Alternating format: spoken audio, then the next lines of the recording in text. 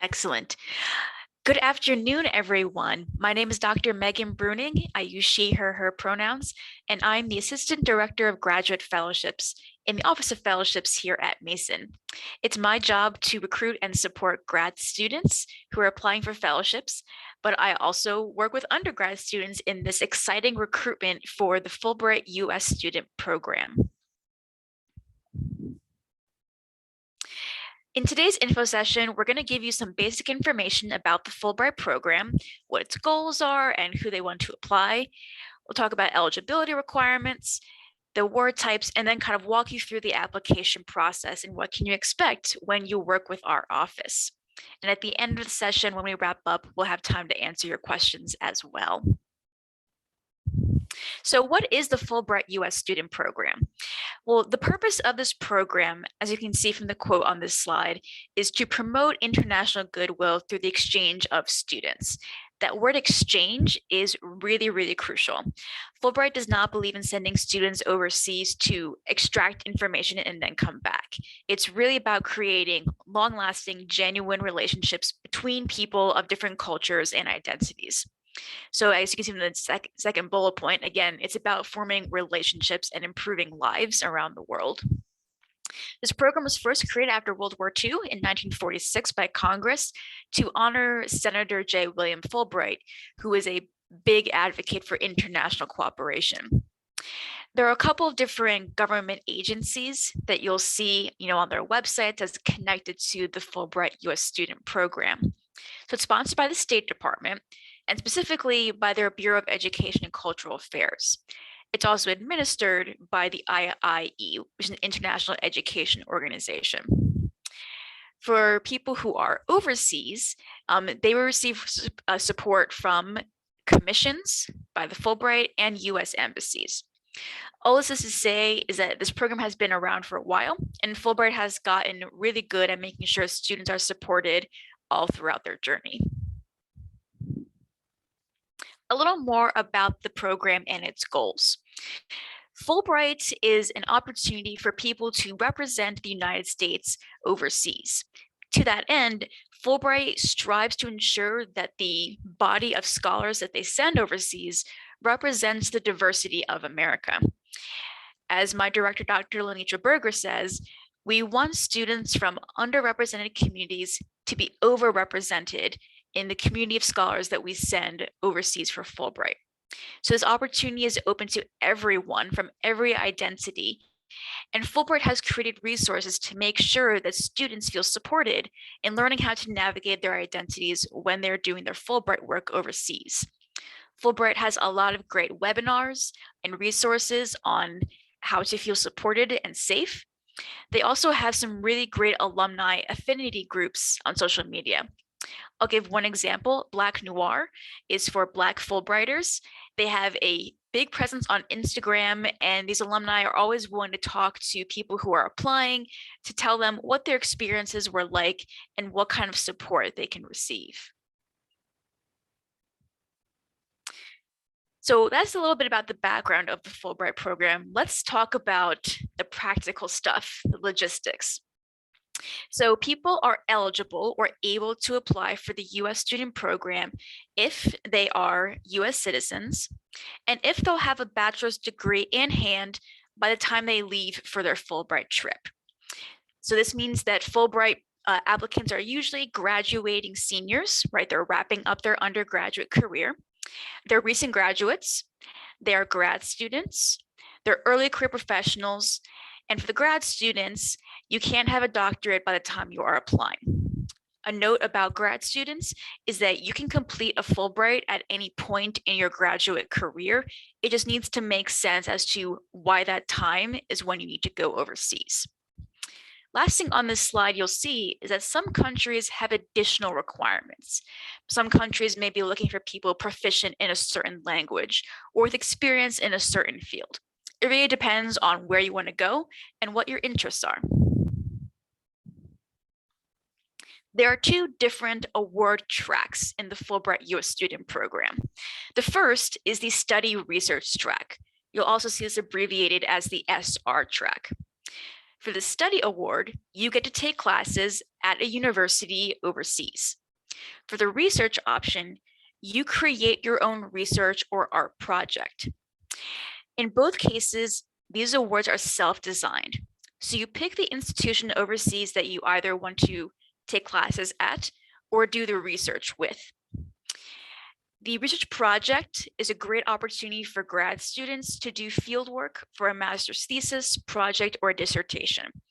Again, it is self-designed, something that you have the chance to create as an independent scholar. There are over 950 study research awards available, and they usually last an academic year, 8 to 10 months. And there are a lot of countries to choose from, over 140. One of the things that we do in the Office of Fellowships is help you think through your choices and decide what country makes the most sense for you. The second general award track is the English Teaching Assistantship, or you'll see this abbreviated as the ETA. ETAs help teach English and US culture in a classroom. Now, every country has different needs, so the classroom you teach in will depend on where you go. Some countries are looking for teaching assistants at the primary level, like elementary school kids. Some countries are looking for even post-secondary, college level. Again, it varies from country to country. It's important to note that with Fulbright, you always choose the country you want to go to. For the ETA, you do not get to pick your specific school assignment, though. ETAs need to be flexible and adaptable, and that's something we can work on conveying with you through your applications. There are more awards in the ETA category, over 1,250, and the tenure or duration is the same as the study research, about 8 to 10 months. There are fewer countries to choose from, 75, but again, many more awards. Last thing I'll say about the ETA position is that you do not need to have a background in education or in English in order to be eligible or competitive for an ETA. Again, what they're looking for is a desire to engage with the community and demonstrate adaptability and flexibility. So although there are two different award tracks for the Fulbright US Student Program, the applications look very similar. No matter what track you're applying for, you're going to fill out and complete these application components. The first piece is personal and program information. This is stuff like filling in online forms with, your personal information, your address, date of birth, etc. Also in this initial section are some short responses where Fulbright wants you to summarize your plans for the Fulbright, how you're going to engage with the country. Remember that creating relationships is important for the Fulbright, as well as giving a short response explaining your future plans after hopefully you receive the award. The two biggest parts of the Fulbright application are the essays. There is a statement of grant purpose and a personal statement. We'll talk about both of these in a couple of minutes. For each kind of award track, you need 3 references. So 3 letters from an instructor or supervisor who can talk about you in glowing terms and explain what makes you qualified for this award. Again, when you work with us in our office, we'll have lots of conversations with you about who to ask for these references and how you can ask them in a way that guarantees the best letter possible. Some optional materials that you may need include a foreign language evaluation. This is not required for all countries, but you may remember I mentioned before, some countries do want scholars or teachers who are proficient in a different language. Again, that's something that we can help you obtain if that is required. The next item here is a campus committee evaluation. If students come to the Office of Fellowships at George Mason and come to talk to us in enough advance, we can give them an evaluation. I'll talk a little bit more about that process later, but basically this evaluation is a kind of endorsement letter that we add to your application, and it gives you a little boost to the Fulbright submission. Everyone needs to provide transcripts of all the institutions they have attended, and unofficial ones are satisfactory. Lastly, this is particularly important for grad students. If you are taking classes or doing research at a university overseas, you'll need to get what's called a letter of affiliation. This is a letter from a faculty member or supervisor from your ideal university saying, I know who this Fulbright applicant is, and I will work with them if you grant them the scholarship to come overseas. We'll walk you through how to ask for these kind of letters, but that's another reason why we want you to come talk to us early, so you have plenty of time to work on all these components. And lastly, if you plan on submitting an application for an arts Fulbright, you may be asked to upload samples of your work or a full portfolio. So let's return to those two essays. Like I said, this is probably the biggest chunk of your application and something that we focus on a lot with our advisees. Like I mentioned, two essays. The first one is a statement of grant purpose. This is what I call the nuts and bolts essay. It's where you break down what are you going to do with the funding that Fulbright gives you? What classes are you taking? What project are you exploring? How will you engage with students in the classroom? And the statement of grant purpose is also a chance to explain your qualifications for the award. How have you gotten the preparation you need to do this kind of work? If you're going the research study track, you need to explain this in 2 pages. For the ETA track, it's limited to 1 page. The personal statement, as you can guess by its name, is much more about you. It's 1 page for all award tracks, and it's just a narrative of you, telling your story. What has led you to apply for the Fulbright, and how is it going to launch you forward into a future that you want to see? Again, we help students a lot on these 2 essays from beginning to end. Something else that I will note is that when students create these essays, it gives you good practice for writing this kind of writing for future applications for grants, for scholarships, and even for grad school programs. So now that you know a little bit about the application and the program, we wanted to offer you some tips and tricks to think about if Fulbright is the right choice for you and to give you a sense of what kind of work you'll do with us if you decide to apply. The first and most important thing to consider if you're asking whether you should apply is to think about your motives for applying. As I've said several times, Fulbright is not just about going to school or research somewhere overseas. It's about creating long-lasting intercultural exchange. If a student says that they want to win a Fulbright because it would be cool to go abroad, that application won't go very far. This needs to be the right opportunity for you at the right time. If you do decide that you want to apply, here are a couple of things to bear in mind. You'll definitely want to ask for recommendation letters early. That way your writers can produce the best pieces possible. When students work with us, we always tell them, be prepared to write multiple drafts. Students usually work through about 4 or 5 drafts with us before they submit their applications to Fulbright. We always tell students the most important thing to do when you're working on these drafts is to make sure you answer the prompts really directly and specifically. Fulbright is nationally competitive, meaning that students from all over the country are applying. You have to be super direct to make it clear right away how you are a unique and good applicant for your country and program. You're not doing this work alone, though. In the Office of Fellowships, you'll be assigned one sort of major point advisor. For undergrad students, that's Dr. Berger, and for grad students, that's me, Dr. Bruening.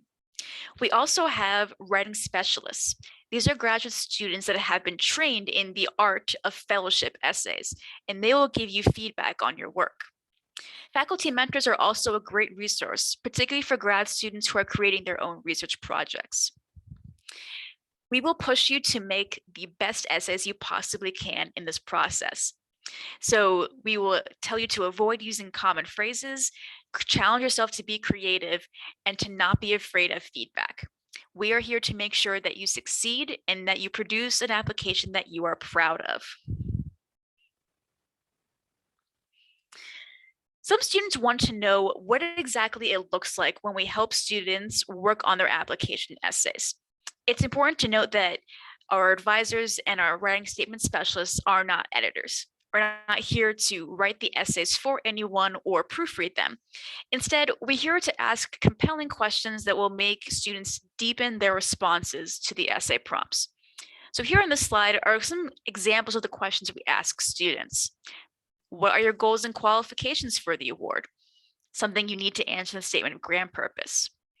What will you get from Fulbright and what will you give back?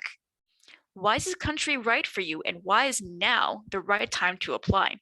Again, it's a particularly important question to ask for grad students who may be pursuing a Fulbright before they graduate from their program. Ask if the reader really learned something unique about you. Did you convince them that you can do this project in the right time frame? And how are you going to demonstrate what it means to be an American when you are overseas? These are not questions you can answer with a simple yes or no.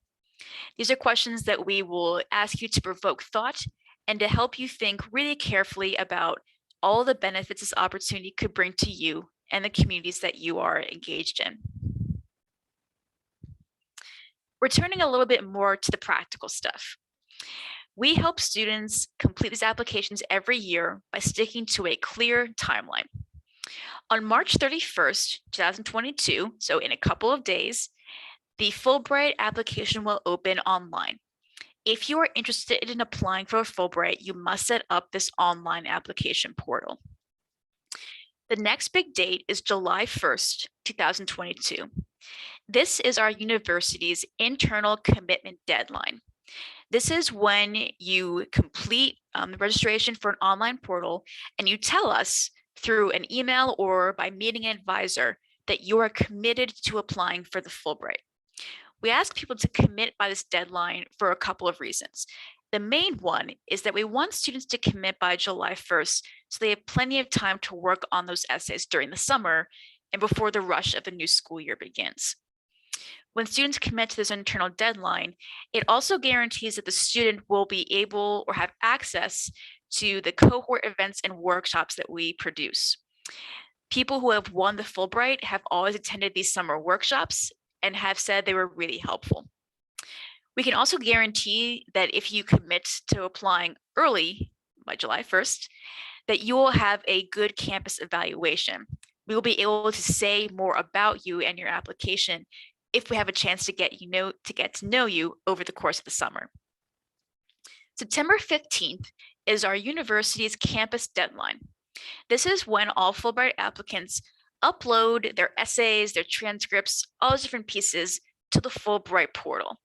Our staff has the ability to then look at these materials and provide the campus evaluation.